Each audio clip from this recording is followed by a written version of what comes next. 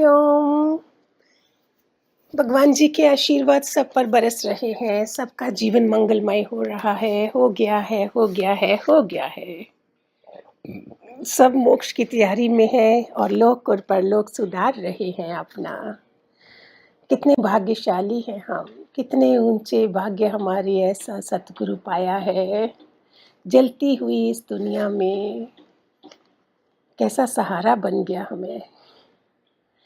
आज इस वाणी से आपको सारे प्रश्नों का हल मिल जाएगा। ये एक ही दृष्टांत से सारे प्रश्नों का हल है। ये हम सब देख लें कि हमारा भाग्य क्या है, कर्म और भाग्य में क्या फर्क है, पुरुषार्थ और प्रारब्ध में क्या फर्क है। इसके बाद कोई क्वेश्चन नहीं उठेगा। चाहे हम योग वशिष्ठ पढ़ें, भगवान की 10 की 10 किताबें पढ़ें, गुरु गीता, गर्भ गीता, चारों वेद, पुराण, 18 पुराण, लेकिन इसमें सब का सब आपका क्वेश्चन का आंसर मिल जाएगा। किसने क्वेश्चन करा था, इसलिए फिर मैं बानी बनाती हूँ। कोई बोल देते हैं पुरुषार्थ क्यों करें, किसने क्वेश्चन करा, हम क्यों करें।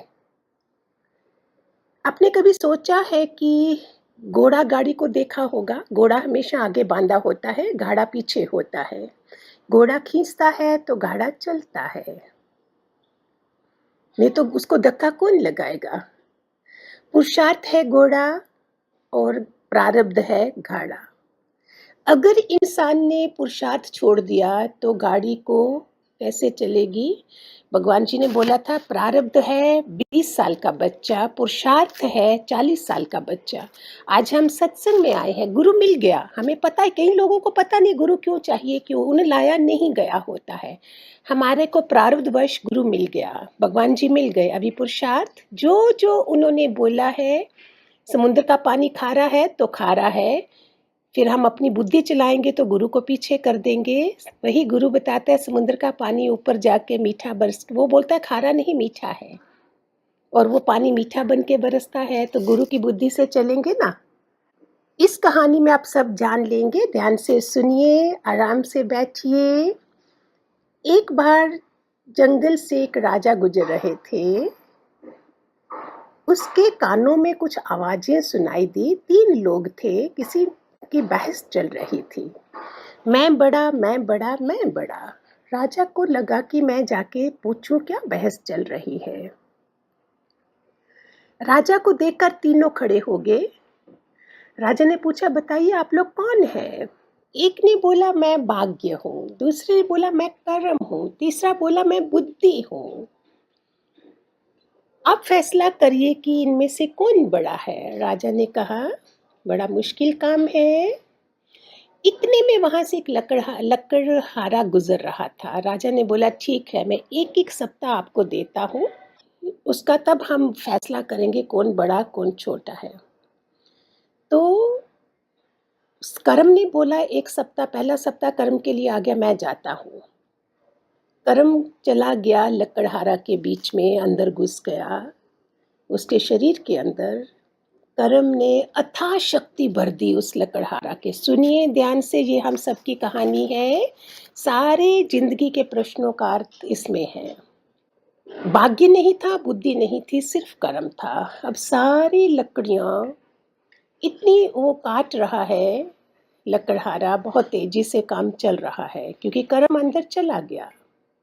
तो उसने सोचा ठीक है अभी आधी रखूंगा, कहीं उधर रख देता था छुपा के, आधी मैं गांव में जाके, शहर में जाके बेचूंगा। और वो जाकर बेच के आया। जब आधी लकड़ियां वहां पे नहीं थी, चोरी हो गई। भाग्य नहीं था साथ में, बुद्धि भी नहीं थी। कर्म जो अंदर कर्म तो कर रहा था, लेकिन बुद्धि और भाग्य नहीं था। वो रोज छुपाता, रोज चोरी हो जाता। अब इसका कर्म का सप्ताह पूरा हो गया। 1 हफ्ता सप्ताह दिया था ना राजा ने कि आप इसमें से देख के मुझे बताओगे। ये हम सबका हाल है ना, हमारे पास सब कुछ होगा, लेकिन कर्म, भाग्य और बुद्धि के कारण हम सब खो डालते हैं। जैसे मैं तो आप लोगों को देखा होगा, जितनी भी मैंने वाणी में अध्यात्म, भगवान जी का ज्ञान और संसार की एग्जाम्पल देके करती हूँ। नहीं तो हम संसारी बातें ही करते रहेंगे, रिश्तों को खुश करना, ये करना। तो गुरु का रोल किधर गया? गुरु हमारा अंतिम जन्म कैसे करेगा? वैराग्य कहाँ से आएगा? त्याग कहाँ से आएगा? खाली स्टोरी सुनते रहेंगे हम। लास्ट जन्म करना है तो हमको क्या क्या करना है, कितना पुरुषार्थ चाहिए। फिर उसमें क्या हुआ, भाग्य ने प्रवेश कर दिया उसके अंदर। हमारे अंदर भी ऐसा होता होगा, लेकिन हमको पता नहीं चला और कैसे खो डाला सब कुछ हमने। पहले कर्म आया, कर्म से उसने लकड़ियां काटना शुरू कर दिया। नहीं तो आलसी बैठा रहता ना, कर्म भी नहीं, भाग्य भी नहीं, बुद्धि भी नहीं है। तो होनी तीनों चाहिए। जो ऊपर सफलता पाते हैं वो लोग पुरुषार्थ कैसे तीनों मिल जाती हैं, तभी सफलता पाते हैं। फिर आ गया, भाग्य ने प्रवेश किया, लॉटरी निकल गई, लाखों रुपए मिल गए उसको। भाग्य जब साथ हुआ तो लकड़ियां बेची, सब हुआ और लाखों रुपए मिल गए, लखपति बन गया। अब सोचता है, अभी देखो, कर्म था, भाग्य नहीं था तो क्या हाल हुआ। अब भाग्य है तो बुद्धि नहीं है तो क्या हाल हुआ। आप समझ ही जाते होंगे, क्योंकि भगवान जी के बच्चे बहुत शार्प हैं हमारे भगवान के। जो हमारा तपस्या है, रोज का रोज सत्संग सुनना, सुबह शाम था, आठों पहर सत्संग जो दादा भगवान करते थे, तो कैसे बुद्धि शार्प नहीं होगी हमारी। अनलेस कोरोना के समय हमने अगर अपना पतन नहीं करा हुआ हो तो तब बात अलग है। इतने में क्या हुआ, लॉटरी निकल गई। बोलता अभी मैं काम क्यों करूं, अब तो बैठ के रोज महफिल सजानी है, लोगों को बुलाना है, भय भोग भोजन करने हैं। अब वो क्यों पुरुषार्थ करेगा, अब लखपति बन गया है। रोज खाऊंगा पीऊंगा मौज करूंगा, फ्रेंड्स को बुलाऊंगा और सब करने लगा। तो एक सप्ताह के अंदर उसने सब खत्म कर डाला। तीसरा सप्ताह आया तो बुद्धि ने प्रवेश किया। सुनिए सुनिए सुनिए ध्यान से, हम सबकी कहानी है। अपने भाई बंधुओं को देखिए, घर में देखिए, सब जगह भाग्य कर्म और बुद्धि से सब काम होता है। अभी बुद्धि ने प्रवेश किया, अब पैसा सब लुटा दिया था उसने। बुद्धि आई तो क्या हुआ, अपनी उसी कुल्हाड़ी को उसने बहुत तेज करना शुरू कर दिया। जैसे ही वो कम हो जाए, उसकी धार को तेज करता और लकड़ियां काटता था। वो जाकर बाजार में बेच आता था। फिर जब वैसे वैसे उसके पैसे भी होने लगे, पुरुषार्थ भी हो रहा था। जब पैसे बने तो उसने दूसरी कुल्हाड़ी भी खरीद ली। अभी दोनों कुल्हाड़ियों से काम करने लगा। फिर उसकी फाइनेंशियल स्थिति, पैसे की स्थिति बहुत अच्छी होने लगी। जब बुद्धि होती है तो कर्म भी अच्छे होते हैं, भाग्य भी अच्छा बनता है। अगर बुद्धि ही नहीं है तो फिर क्या होगा, भाग्य होता है लेकिन कर्म नहीं है।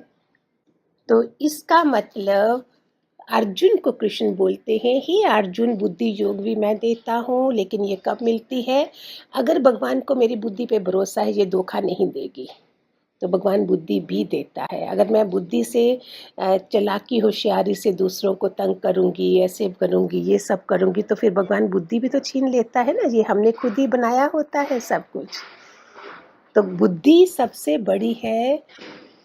कर्म, भाग्य और बुद्धि, तीनों को मिलकर हमारा सृष्टि का चक्र बनता है। हम इतने भाग्यशाली होने चाहिए कि हमको तीनों मिले। जैसे भगवान जी बोलते, ढाई सुख भी लोगों के पास नहीं है। ढाई सुख कौन सा है, कुटुंब का सुख, संतान का सुख और शरीर का सुख।